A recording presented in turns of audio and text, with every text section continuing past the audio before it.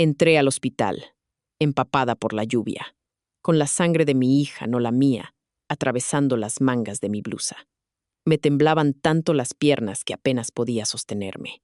Mientras las enfermeras se la llevaban a toda prisa, busqué mi teléfono con dedos torpes. Cuando mi padre contestó, logré decir con un nudo en la garganta, «Papá, te necesito». No dudó ni un segundo. «Es tu hija. Hazte cargo». Y colgó. En ese instante, todo dentro de mí se derrumbó. Me senté sola en la sala de urgencias, empapada y temblando, viendo a extraños reconfortarse entre abrazos mientras yo me deshacía en silencio. Nadie vino. Nadie me devolvió la llamada. Mi hija luchaba por su vida, y mi propia familia me había dado la espalda. Y justo cuando creí que ya no podía ni respirar, un hombre con un abrigo oscuro se sentó a mi lado. Me ofreció un pañuelo y dijo algo que lo cambiaría todo. Las puertas automáticas se cerraron a mis espaldas, sellándome en un mundo de luces fluorescentes y aire antiséptico. El cuerpecito de mi hija estaba inerte en mis brazos. Su sangre había manchado mi chaqueta, mis jeans, y dejaba rastros rojos en mis zapatos como pintura de guerra. Señora, tiene que entregarla. La voz de una enfermera atravesó mi neblina mental. Ni siquiera pude responder. Solo asentí, apenas capaz de abrir mis brazos. Me la quitaron con cuidado. La pusieron en una camilla y la llevaron por un pasillo al que no me permitieron entrar. Y entonces me quedé sola. Me recargué contra una dura silla de plástico en la sala de espera, con los brazos vacíos, la ropa mojada y la respiración entrecortada. Urgencias era un caos de movimiento. Médicos dando órdenes, teléfonos sonando, familias agrupadas en pequeños círculos de calor. Yo era la única inmóvil, a la deriva. Me miré las manos temblorosas, con sangre seca bajo las uñas. Mi teléfono vibró de nuevo. Por un instante, sentí esperanza. Era mi mamá. Contesté. Mamá, está muy mal. Necesito que alguien firme como aval para la cirugía. No van a empezar sin eso. Por favor, te lo suplico. Silencio.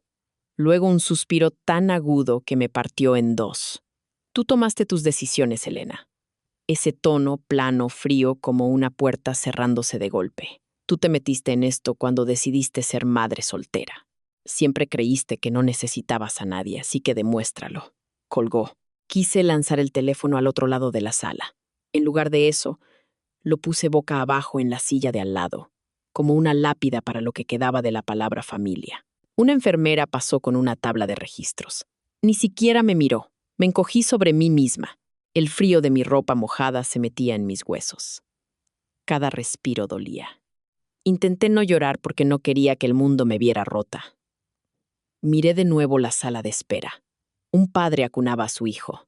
Una mujer susurraba oraciones al oído de su madre. Un grupo de hermanos compartía una manta. A donde quiera que miraba, había amor, apoyo, y yo estaba sola, sin nadie que me escuchara. Susurré, apenas audible para mí misma. Por favor, que alguien me ayude. Mi voz se perdió en el zumbido de las luces de urgencias y el arrastrar de zapatos sobre el linóleo. Y fue entonces cuando lo sentí. Una presencia, una quietud en el asiento de al lado que no estaba allí antes. Aún no levanté la vista. No tenía la energía, pero alguien se había sentado junto a mí, sin palabras, sin preguntas, solo silencio. Y de alguna manera ese silencio se sentía diferente. El silencio entre nosotros se extendió, largo y cálido, como una manta sobre un cuerpo que tirita. Todavía no había levantado la vista. Mis ojos estaban fijos en mis zapatos, en las manchas oscuras donde la sangre de mi hija se había secado. Me preparé para las preguntas de siempre. ¿Estás bien? De esas que la gente hace solo para sentir que han hecho algo antes de marcharse. Pero el hombre a mi lado no habló, no al principio. En su lugar, metió la mano en el bolsillo de su abrigo y me extendió algo. Un pañuelo. No un pañuelo de papel, sino uno de algodón blanco y suave, con las esquinas impecables, como de otra época. Lo miré, parpadeando. Él no insistió, solo esperó. Finalmente, lo tomé con manos temblorosas. Lo apreté contra mi cara y sentí las lágrimas arder en mis ojos. No porque alguien hubiera arreglado algo, sino porque finalmente alguien me había visto. Él seguía sin moverse. Le eché un vistazo. 50 y tantos quizá. Mandíbula marcada, sienes plateadas, un abrigo de lana oscuro, caro, pero de esa manera discreta y a la medida que usa la gente rica cuando no necesita demostrar nada. Sus zapatos estaban lustrados, pero sin ostentación. Su mirada estaba fija al frente. Pareces alguien que ha hecho todo sola durante demasiado tiempo, dijo, con voz baja y serena. No respondí. No confiaba en que mi voz no se quebrara. Tu hija, añadió suavemente, está en cirugía. Asentí. Me dijeron que necesitaba un aval, dije con voz ronca. Llamé a mis padres. Mi padre me dijo, es tu hija, hazte cargo. Y colgó. Él finalmente giró la cabeza para mirarme. Y lo que vi en sus ojos no fue lástima, fue reconocimiento. He escuchado esas palabras antes, dijo. Fue entonces cuando noté el pequeño pin en su solapa. Un pájaro de plata en pleno vuelo. No sabía qué significaba, pero brillaba bajo las luces frías, delicado pero sólido, como él. Soy Elena, murmuré. Él sonrió levemente. Mateo Garza. El nombre me golpeó como una sacudida suave. Había oído hablar de él, de Grupo Garza, el magnate tecnológico que desapareció de los medios años atrás, después de que su hija muriera en un trágico accidente. Pero este hombre no era un titular de periódico, era real, y por alguna razón estaba sentado a mi lado. No sé qué estoy haciendo, susurré. Mateo no me ofreció promesas. No se ofreció a arreglar mi vida. En cambio, dijo una sola frase, 7 palabras que llevaría conmigo mucho después de esa noche. No estás rota, solo estás agotada. Descansa. Y por primera vez en lo que parecieron años, me recosté. No porque todo estuviera bien, sino porque alguien más seguía allí. El tiempo pasó en una extraña y difusa neblina. El caos de urgencias continuaba a nuestro alrededor, pero yo permanecía anclada en esa silla de plástico. Mateo Garza seguía a mi lado, como un punto fijo en medio de la tormenta. En algún momento una enfermera se acercó, con su tabla de registros y una expresión tensa. Señorita Elena Morales. Me levanté tan rápido que casi me tropiezo. Sí, ¿es mi hija? Tiene una hemorragia interna. Necesitamos actuar rápido, dijo la enfermera. Pero dudó, mirando el formulario en su mano. Su seguro fue rechazado. Necesitamos un aval antes de que el equipo de cirujanos pueda proceder. Se me revolvió el estómago. Ya lo había intentado. No me quedaba nadie a quien llamar. Voy a resolverlo, tartamudeé. La enfermera asintió con un gesto profesional y ensayado. Solo podemos esperar un poco más. Lo siento. Se dio la vuelta y se fue. Me volví a sentar. Y antes de que pudiera hablar, Mateo se puso de pie. Yo me encargo, dijo en voz baja. Giré la cabeza bruscamente hacia él. ¿Qué? Me miró con calma. Yo autorizaré el pago. Me levanté de un salto. No, no puede hacer eso. Ni siquiera me conoce. Eso no es verdad, respondió. Sé exactamente quién eres. Eres una madre haciendo todo lo posible por mantener a su hija con vida. No necesito saber nada más. Se me hizo un nudo en la garganta. Quería gritar que sí, dejar que alguien más llevara la carga, aunque fuera por un segundo. Pero el orgullo, viejo, pesado y magullado, se encendió como un reflejo. No acepto caridad, dije, con la voz temblorosa. Mateo no se inmutó. No es caridad, es perspectiva. Cuando mi hija agonizaba, habría dado cualquier cosa porque alguien interviniera y dijera, déjame estar contigo. Mis manos temblaban. El pañuelo que me había dado estaba hecho una bola en mi puño, manchado de sangre y lágrimas. No puedo tener una deuda así con usted. Ya no la tienes, dijo amablemente. No eres débil por aceptar ayuda. Eres humana. No pude responder. Mis labios se movieron, pero no salió ningún sonido. Él dejó una pequeña tarjeta con relieve en el reposabrazos entre nosotros. Mi asistente está en la recepción. Autorizaré la cirugía ahora. Puedes elegir si firmas los papeles de seguimiento más tarde o si simplemente te vas. Luego dio un paso atrás, dejándome sola de nuevo. Pero esta vez el aire se sentía diferente, como si alguien hubiera abierto una ventana en una habitación que creía sellada. Miré su nombre en la tarjeta, Mateo Garza. No sabía qué creer. No sabía si podía confiar en todo esto. Pero sabía una cosa con certeza. Si volvía a esa sala de espera y Nora no sobrevivía por mi orgullo, nunca me lo perdonaría. La cirugía comenzó 20 minutos después. Firmé lo que pude con manos que aún temblaban. La tinta se corrió en la mitad de los formularios porque no podía dejar de temblar. Mateo no regresó, pero la enfermera me dijo que el pago había sido asegurado. El equipo del señor Garza se encargó de todo, dijo con una extraña mezcla de asombro e incredulidad. No sentí alivio, me sentí expuesta, como si aceptar ayuda me hubiera quitado la última capa de protección contra el juicio de mi familia. Me senté sola en la misma silla, mirando el espacio que Mateo había ocupado. Su pañuelo seguía en mi regazo. Olía ligeramente a colonia y a algo más antiguo, más profundo, como madera de cedro e invierno. Lo apreté como si fuera una soga atada a algo firme. Entonces mi teléfono vibró. Buzón de voz. Mamá, dudé. Y luego le di a reproducir. Así que ahora le ruegas a extraños. Qué patética. Si crees que aceptar dinero de un millonario te convierte en una mártir, piénsalo de nuevo. Eres una vergüenza para esta familia. Elena. Y si sigues con esto, no te molestes en volver. Me quedé mirando la pantalla, con el pulso acelerado. Entró otro mensaje. Papá, tú tuviste a la niña. Tú la crías. Tú te haces cargo. Y no esperes que limpiemos tu desastre cuando él te vote, porque la gente como esa no hace caridad. Colecciona favores. Así que felicidades. Acabas de vender tu orgullo. Dejé caer el teléfono en mi regazo. Esta vez no hubo lágrimas, no por insensibilidad, sino por claridad. Nunca iban a estar orgullosos de mí, ni aunque curara el cáncer, ni aunque criara a Nora para ser el alma más bondadosa de la tierra, ni aunque volviera arrastrándome con un premio Nobel en una mano y una disculpa en la otra. Para ellos, siempre sería el error que no escuchó. Miré el suelo de urgencias, sintiendo cómo el ritmo de mi corazón se calmaba. Fue entonces cuando Mateo regresó, sin fanfarrias ni promesas, solo con 2 vasos de café, malo de máquina. Me dio uno sin decir palabra. No le di las gracias, todavía no. En lugar de eso, pregunté, ¿por qué sigue aquí?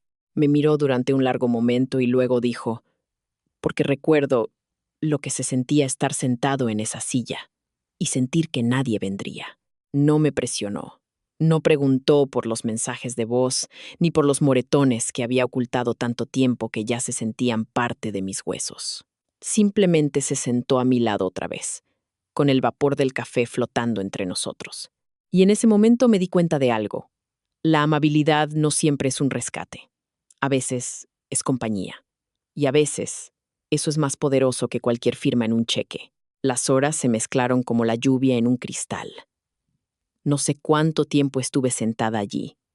Solo que el café que Mateo me dio se enfrió en mis manos sin que lo tocara. Entonces, una enfermera apareció en mi campo de visión.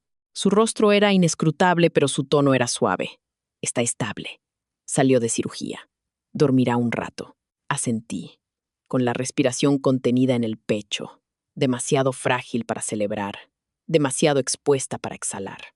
Lo lograste, susurró Mateo a mi lado. Pero no sentía que yo lo hubiera logrado. Sentía que Nora lo había hecho, que había luchado contra algo más grande que nosotras dos. Seguimos a la enfermera por el pasillo. En el segundo en que la vi, tan pequeña en esa enorme cama de hospital, con los monitores sonando a su alrededor como una canción de cuna mecánica, casi se me doblaron las rodillas. Tomé su mano entre las mías y se movió ligeramente. Me incliné y le susurré. Estoy aquí, mi amor. No voy a ninguna parte. Pero la paz no duró mucho. Mi teléfono se iluminó de nuevo. Esta vez, un nuevo mensaje de mi hermana mayor. Raquel. Dice mamá que estás poniendo a Nora en peligro. Va a llamar al DIF. Deberías haber pedido ayuda de la manera correcta en lugar de hacernos quedar como monstruos. Esta es tu última advertencia. Se me fue el aire de los pulmones. Apreté la mano de Nora. Llamar al DIF. Sentí la mirada de Mateo desde el otro lado de la habitación. No preguntó qué pasaba. Debo haberme puesto pálida. O quizá me tambaleé un poco. Pero él se acercó y me guió suavemente hacia una silla. Le mostré el mensaje. Su mandíbula se tensó ligeramente. No solo están tratando de humillarme, susurré. Quieren quitármela. Lo hacen porque no creen que vayas a defenderte, dijo él. Pero se equivocan. Lo miré fijamente. No tengo abogado. No tengo dinero. Van a retorcer todo. Las facturas del hospital. La ayuda que acepté de ti. Lo convertirán en algo horrible. Mateo metió la mano en su abrigo. Sacó un papel doblado y lo puso en mi mano. Llama a este número a primera hora de la mañana. Se llama Verónica Ponce, una de las mejores abogadas de lo familiar del país. Dile que yo te envié. No supe qué decir. Lo único que salió fue, ¿por qué hace esto? Miró hacia la cama de Nora. Porque una vez, alguien a quien amaba necesitaba un milagro y nadie vino. Se volvió hacia mí. Me recuerdas a ella. La lucha en tus ojos. La forma en que la proteges. Miré el papel en mi mano. Un salvavidas doblado entre mis dedos. Afuera, por la ventana, empezaba a amanecer. Y algo dentro de mí también se estaba rompiendo. No era miedo esta vez, sino fuego. 3 días después, estaba frente al juzgado de lo familiar de la Ciudad de México. El viento me calaba el abrigo, pero apenas lo sentía. En mis manos, sostenía una carpeta perfectamente organizada por Verónica Ponce, la abogada a la que Mateo insistió que llamara. A mi lado, Verónica era como una muralla en tacones, con una mirada aguda que escaneaba cada detalle. Mateo no había venido. Dijo que este era mi momento. Y de alguna manera, eso significaba más. Cuando entramos en la sala, los vi. Mi madre con su abrigo azul marino, el pelo recogido en un moño apretado. Mi padre, de brazos cruzados, con la mandíbula tensa, fingiendo no verme. Raquel, aferrando un expediente con tanta fuerza que sus nudillos estaban blancos. Se veían impecables, preparados. No estaban aquí para reconciliarse. Estaban aquí para borrarme. La audiencia comenzó con su abogado pintando un retrato frío. Elena Morales, emocionalmente inestable, dependiente económicamente de extraños, con un historial de decisiones negligentes. Afirmaron que no tenía ingresos, ni estabilidad de vivienda, ni apoyo familiar. Permanecí en silencio, agarrando el borde de la mesa. Luego jugaron su carta más fuerte, un documento de tutela temporal que yo había firmado años atrás, nombrando a Raquel como cuidadora de Nora durante una semana en que estuve hospitalizada por agotamiento. Se sintió como un puñal, pero Verónica no se inmutó. Se levantó, serena y firme, y le entregó al juez una pila de documentos. Pruebas de mi empleo, estados de cuenta, incluso una carta notariada del hospital que verificaba que nunca había abandonado a Nora, ni una sola vez. Entonces me hizo una seña. Mi corazón latía con fuerza mientras me ponía de pie. Tengo algo que reproducir, dije, mostrando mi teléfono. El juez asintió levemente. Y entonces, en el silencio del juzgado, la voz de mi madre llenó el espacio. Es tu hija. Hazte cargo. A continuación, el mensaje de mi hermana. Dice mamá que estás poniendo a Nora en peligro. Va a llamar al DIF. Esta es tu última advertencia. Vi cómo sus rostros cambiaban, pálidos, rígidos, como un cristal agrietándose bajo el calor. Verónica dio un paso al frente de nuevo. Estas no son las palabras de una familia preocupada por una niña. Son amenazas, coacción, control. Luego se hizo a un lado. El juez me miró. ¿Tiene algo más que decir, señorita Morales? Asentí, aunque mis manos temblaban. He cometido errores. He estado cansada, sin dinero, aterrorizada, pero nunca he abandonado a mi hija, ni en una cirugía, ni en la enfermedad, ni en un juzgado, y nunca lo haré. Mi madre se levantó, alzando la voz. Eres una egoísta, una malagradecida. El juez golpeó su mazo. Silencio en la sala. Y así, todo terminó. 1 hora después, afuera en el pasillo, el veredicto del juez resonaba en mis oídos. La custodia permanece con la madre. Todas las acusaciones son desestimadas. El tribunal recomienda no tener más contacto hasta nueva revisión. Salí a la luz de la tarde. Mi familia no me siguió. Verónica me entregó la carpeta y susurró. No solo sobreviviste a eso, ganaste. Y entonces, al otro lado de la plaza. Lo vi.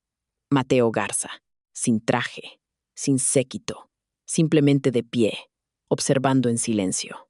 Me acerqué. Está a salvo, dije. Él asintió. Tú también.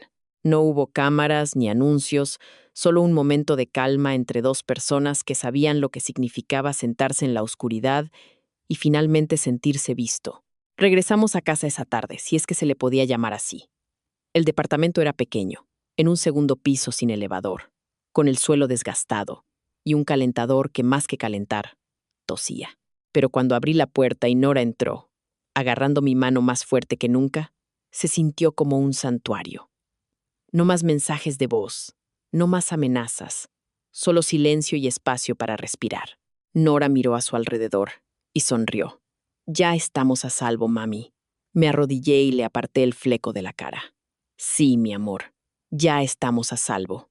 Esa noche, mientras ella dormía acurrucada con su jirafa de peluche, limpié el viejo cajón donde guardaba facturas sin abrir y cartas que me daba miedo enfrentar.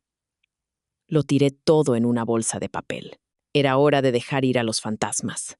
Luego, del bolsillo de mi abrigo, saqué el pañuelo que Mateo me había dado. Estaba arrugado, suave, y todavía olía ligeramente a cedro y lluvia. Lo puse en un estante de la cocina, junto a los materiales de arte de Nora y la taza desportillada donde guardábamos las cucharas. Como un monumento silencioso. Un recordatorio de que alguien se sentó a mi lado cuando nadie más lo hizo. A la mañana siguiente, el sol se colaba por las persianas rotas. Nora daba vueltas en la sala con sus calcetines rosas favoritos. Sus risas llenaban el espacio como música. Y mi teléfono vibró. Un nuevo mensaje de un número bloqueado. Humillaste a esta familia. ¿Crees que esto se acabó, Elena? No es así. Miré la pantalla por un largo momento. Luego, con calma, presioné bloquear. No más miedo. En cambio, abrí otro mensaje. Este era del asistente de Mateo. Era una invitación a una pequeña mesa redonda para líderes comunitarios y financiadores de la defensa de la infancia. Al señor Garza le gustaría que asistiera como invitada, y si está dispuesta, como ponente. Parpadeé, mirando la pantalla. Yo, una ponente, miré a Nora, que seguía bailando. Pensé en todas las noches que me quedé despierta sollozando en la oscuridad, sintiéndome como nada, menos que nada. Y luego pensé en el juzgado, en mi voz resonando clara sobre la madera pulida, diciendo la verdad sin disculpas. Quizá ya no estaba destinada a permanecer en silencio. Me senté en la pequeña mesa de la cocina, saqué un cuaderno en blanco y empecé a escribir. No para el tribunal, no para mis padres, para mí, por la historia que había sobrevivido, por la mujer en la que finalmente me estaba convirtiendo. 2 semanas después, estaba de pie en un podio que nunca imaginé merecer. No era grandioso, solo el auditorio de un centro comunitario con sillas plegables y café tibio. Pero para mí, bien podría haber sido el Auditorio Nacional. La placa en mi pecho decía, Elena Morales, defensora, madre soltera, sobreviviente. Tenía las palmas húmedas y la garganta seca. Mateo estaba sentado en la última fila, silencioso, indescifrable, pero presente. Siempre presente. Cuando llegó mi turno, caminé hacia el micrófono con la pulsera de Nora en mi muñeca, la que hizo en la sala de juegos del hospital, con cuentas de plástico que deletreaban heroína. Hablé no como abogada, no como alguien que intenta demostrar algo, solo como una mujer que había atravesado el fuego y había salido cargando a alguien más. Me abandonaron en un hospital mientras mi hija luchaba por su vida. Las personas que se suponía que debían amarme eligieron la vergüenza sobre el apoyo. Pero alguien que no conocía, alguien que no me debía nada, eligió la amabilidad. Él no me salvó. Me recordó que yo valía la pena ser salvada. Miré a la multitud. Algunas personas se secaban los ojos, otras asentían en silencio como si lo entendieran. Porque lo entendían, porque demasiadas mujeres se habían sentado solas en sillas frías, escuchando solo el eco de tú te buscaste esto. Terminé diciendo, no siempre elegimos a nuestra familia, pero sí elegimos qué clase de ancestros nos convertimos. Por mi hija, elegí algo mejor. Y por mí, finalmente, también lo hice. Los aplausos surgieron como una ola suave, no explosivos, sino constantes, ganados. Después, Nora corrió hacia el podio y me abrazó. Mami, hablaste como una superheroína. Me reí entre lágrimas, solo porque tú me diste mis poderes. Mateo se acercó mientras la gente se dispersaba. Me tendió un sobre. Dudé. No es dinero. Sonrió. Es un contrato. He estado buscando a alguien para dirigir una nueva iniciativa. Servicios de apoyo para mujeres como tú. Tienes la historia, la fuerza y ahora, la voz. Lo miré, parpadeando. ¿Por qué yo? Su respuesta fue simple. Porque no te rompiste y porque haces que otras personas crean que tampoco tienen que romperse. Miré a Nora, con sus ojos muy abiertos, sus dedos apretando los míos. Dije que sí. Esa tarde, mientras caminábamos a casa, Nora iba saltando por la acera delante de nosotras. El viento enredaba su cabello, su risa se quedaba atrás como un listón. Pasamos por el hospital.